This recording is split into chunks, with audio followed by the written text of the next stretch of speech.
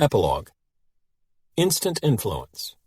Primitive consent for an automatic age. Every day, in every way, I'm getting better. Émile Coué. Every day, in every way, I'm getting busier. Robert Cialdini.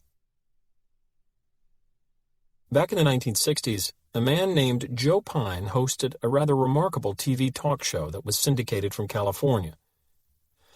The program was made distinctive by Pine's caustic and confrontational style with his guests.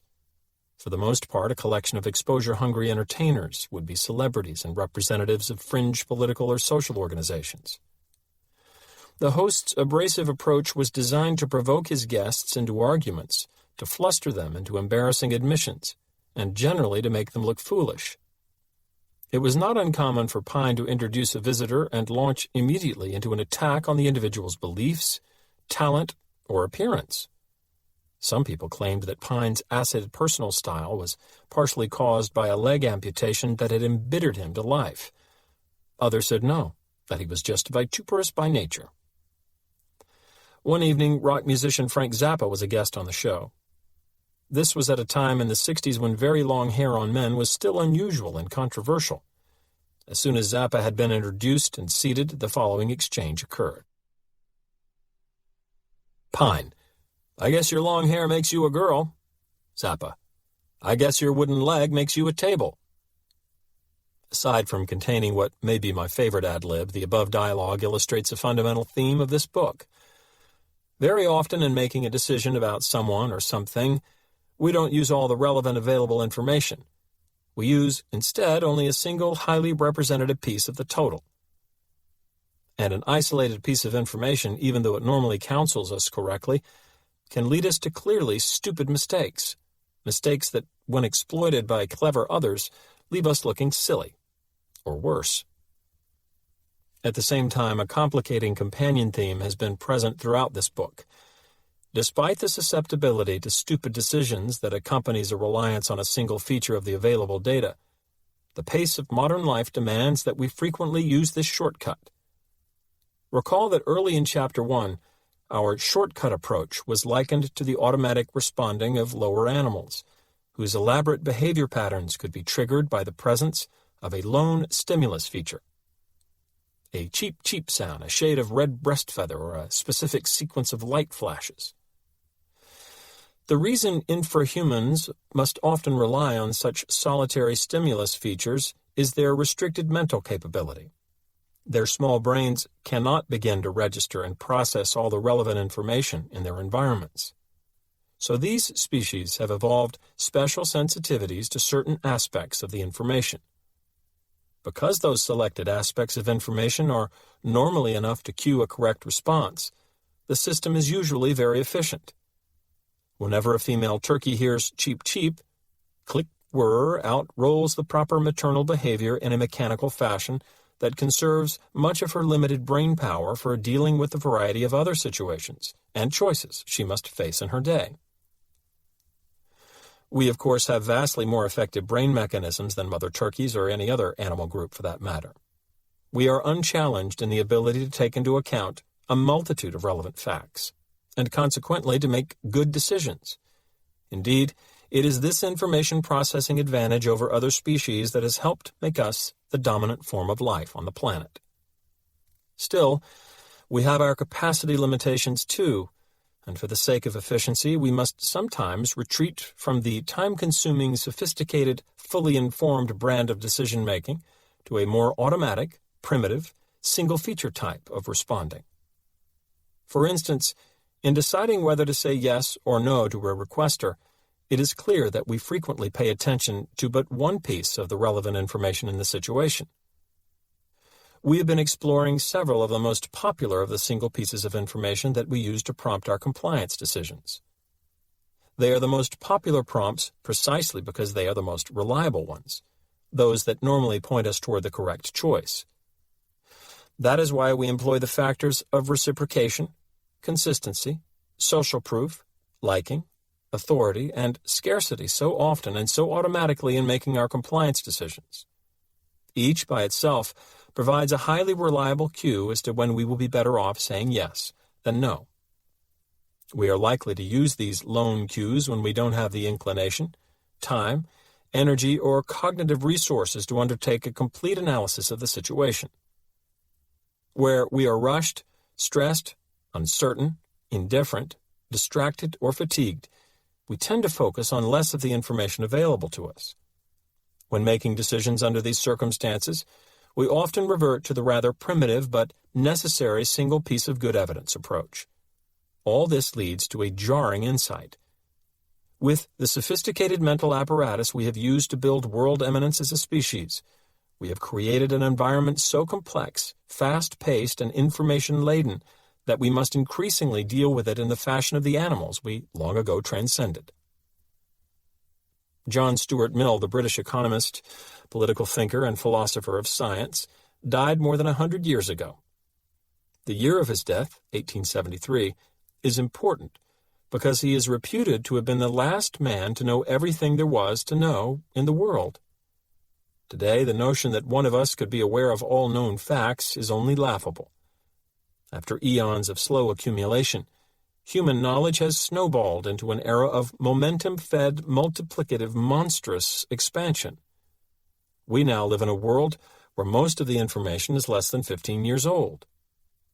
In certain fields of science alone, for example, physics, knowledge is said to double every 8 years. And the scientific information explosion is not limited to such arcane arenas as molecular chemistry or quantum physics, but extends to everyday areas of knowledge where we strive to keep ourselves current: health, child development, nutrition, and the like. What's more, this rapid growth is likely to continue since 90% of all scientists who have ever lived are working today. Apart from the streaking advance of science, things are quickly changing much closer to home. In his book, Future Shock, Alvin Toffler provided early documentation of the unprecedented and increasing rapidity of modern daily life. We travel more and faster. We relocate more frequently to new residences, which are built and torn down more quickly. We contact more people and have shorter relationships with them. In the supermarket, car showroom, and shopping mall, we are faced with an array of choices among styles and products that were unheard of the previous year and may well be obsolete or forgotten by the next. Novelty, transience, diversity, and acceleration are acknowledged as prime descriptors of civilized existence. This avalanche of information and choices is made possible by burgeoning technological progress. Leading the way are developments in our ability to collect, store, retrieve, and communicate information. At first, the fruits of such advances were limited to large organizations, government agencies, or powerful corporations. For example, speaking as chairman of Citicorp, Walter Wriston could say of his company, "We have tied together a database in the world that is capable of telling almost anyone in the world almost anything immediately." But now, with further developments in telecommunication and computer technology, access to such staggering amounts of information is falling within the reach of individual citizens. Extensive cable and satellite television systems provide one route for that information into the average home. The other major route is the personal computer. In 1972, Norman McRae, an editor of The Economist, speculated prophetically about a time in the future.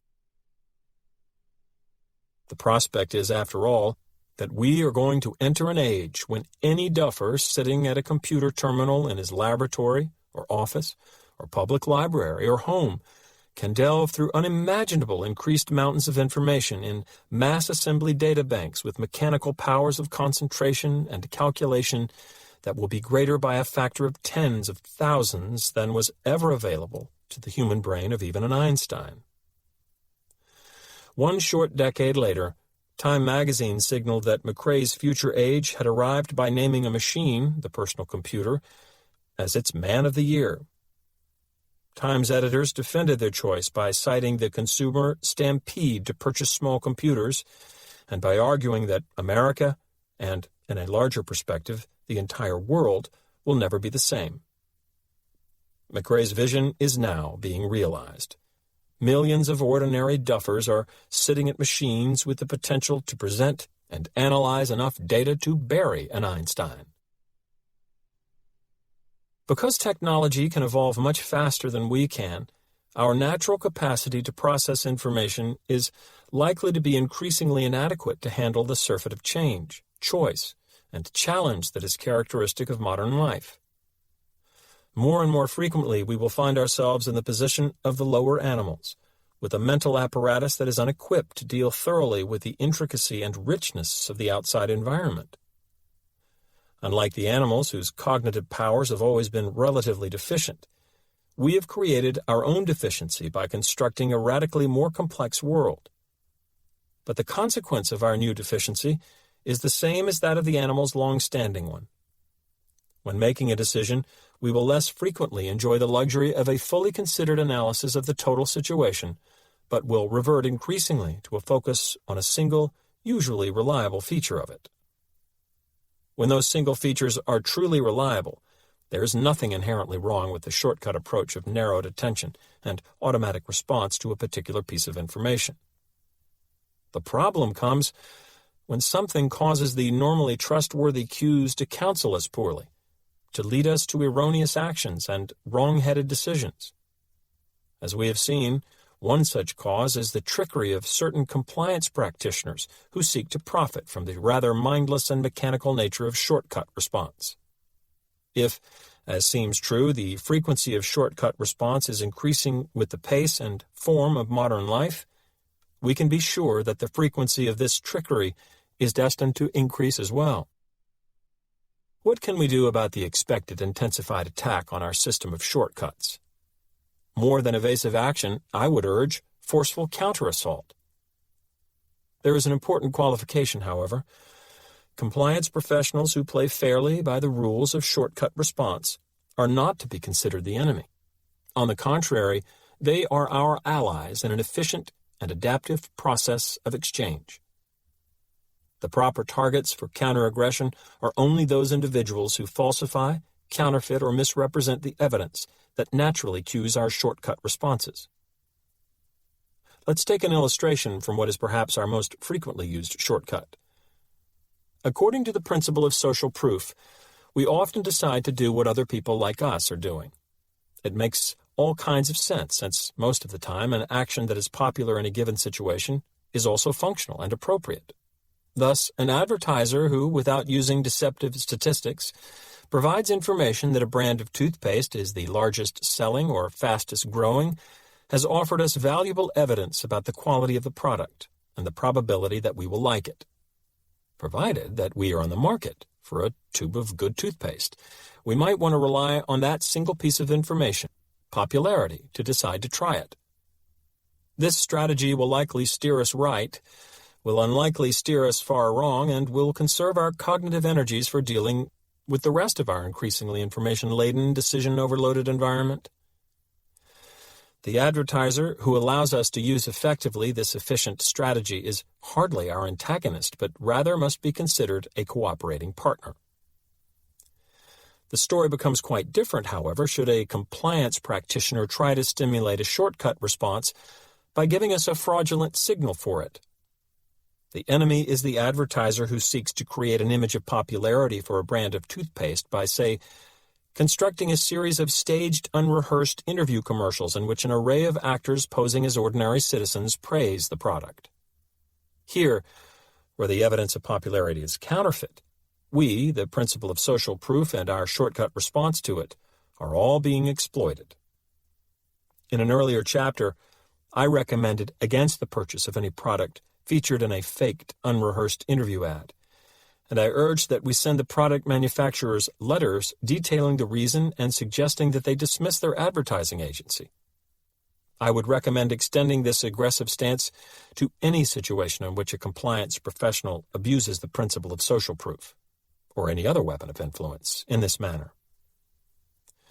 We should refuse to watch TV programs that use canned laughter.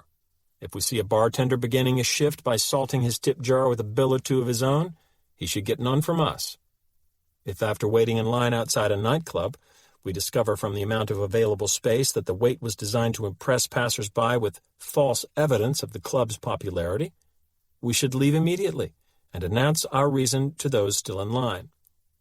In short, We should be willing to use boycott, threat, confrontation, censure, tirade, nearly anything to retaliate.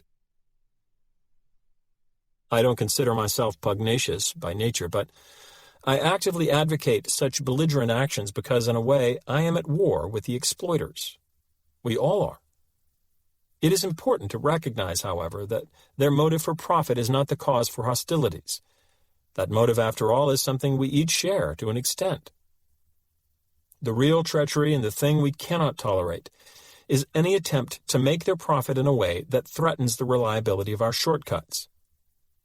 The blitz of modern daily life demands that we have faithful shortcuts, sound rules of thumb to handle it all. These are not luxuries any longer. They are out-and-out necessities that figure to become increasingly vital as the pulse of daily life quickens.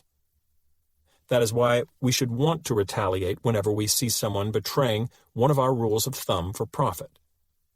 We want that rule to be as effective as possible.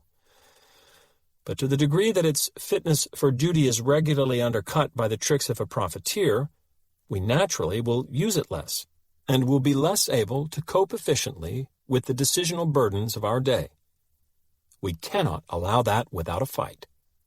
The stakes have gotten too high.